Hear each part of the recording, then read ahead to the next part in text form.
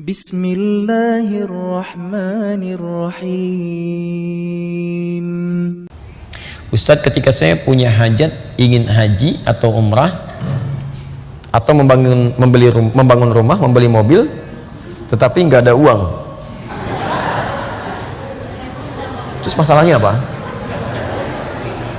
Ya, apakah amal soleh boleh diniatkan untuk hajat tersebut? Masya Allah. Contoh, setiap Jumat saya bersedekah supaya hajat saya segera terwujud. Mohon penjelasan. Ini biasa, memang tipikal di antara sifat manusia itu ingin beramal dengan mendapatkan kompensasi. Ada, wajar itu, nggak apa-apa, itu sesuai fitrahnya. Itu ada di Quran surah ke-3 Ali Imran ayat 133. Posisi paling kanan sebelah atas. Wasari'u ila maghfiratin min rabbikum wa jannatin arduhas samawati wal ardu u'iddat lil muttaqin. Dan bergegaslah Anda memohon ampunan kepada Allah. Kemudian lihat kalimatnya, berharaplah bisa mendapatkan surga yang seluas langit dan bumi. Di Quran mengatakan silahkan Anda berharap, jadi mengerjakan amalan supaya bisa masuk surga. Itu puncak tertingginya. Ada orang-orang tertentu yang ketika dia beramal ingin mendapatkan surga. Lihat, itu bagian dari keikhlasan. Boleh. Ikhlas paling rendah itu ketika dia mengerjakan sesuatu ingin mendapatkan balasan tapi sesuai keinginan Allah. Kan yang perintahkan kita masuk surga kan Allah. Jadi kalau kita misalnya mengatakan saya sholat karena Allah, iya, saya sholat ingin mendapatkan surga, boleh nggak? Boleh, karena Allah menyuruh supaya kita sholat mendapatkan surga. Tapi itu tingkatan paling bawah. Puncak tertingginya saya nggak peduli mau masuk surga atau kemanapun, terserah Allah, yang penting saya sholat Allah ridha. Itu puncak tertingginya.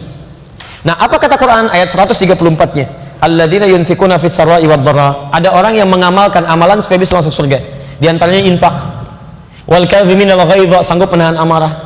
Jadi ketika dia mau infak itu motivasinya mendapatkan surga seluas langit dan bumi. Itu kata Quran boleh.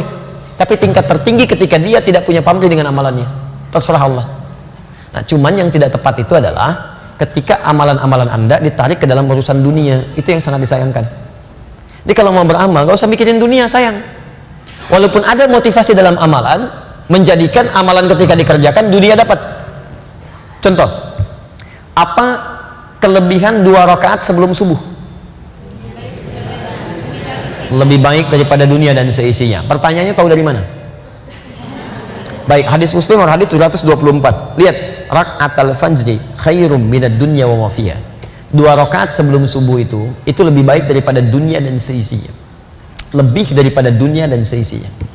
Jadi kalau Anda bisa mengerjakan 2 rakaat itu, Anda mendapatkan lebih daripada dunia dan seisinya. Lebih daripada dunia dan seisinya. Ada yang menafsirkan itu pahala yang tidak bisa ditandingi oleh dunia dan seisinya. Ada yang menafsirkan bahwa keadaan kita itu dijadikan memiliki sesuatu lebih daripada dunia dan seisinya. Maksudnya apa? Maksudnya hidup dia tidak akan diperbudak oleh urusan dunia, tapi dunia jadikan kecil sesuai dengan hajat kebutuhannya. Dia nggak memandang dunia itu besar, tidak. Ya, orang yang memandang dunia itu besar itu menunjukkan ada nafsu yang besar dalam dirinya, sehingga setiap yang dilihat diinginkan.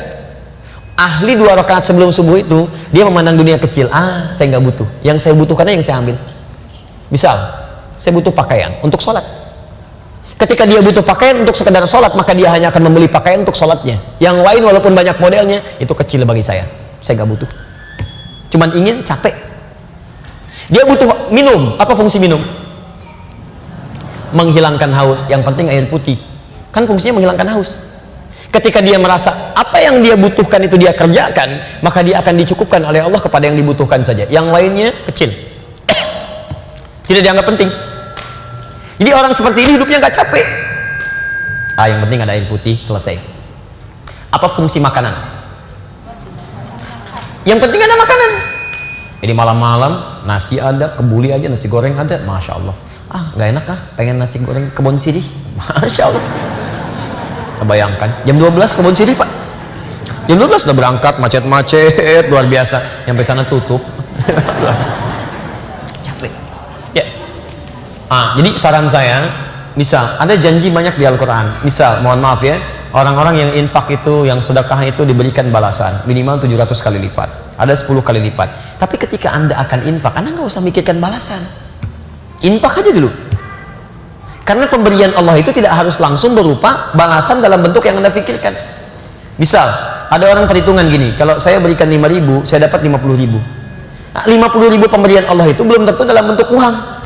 Kesehatan, Bisa. Traktir teman, kenyamanan, ketenangan. Kadang-kadang itu lebih penting. Ayo pilih mana?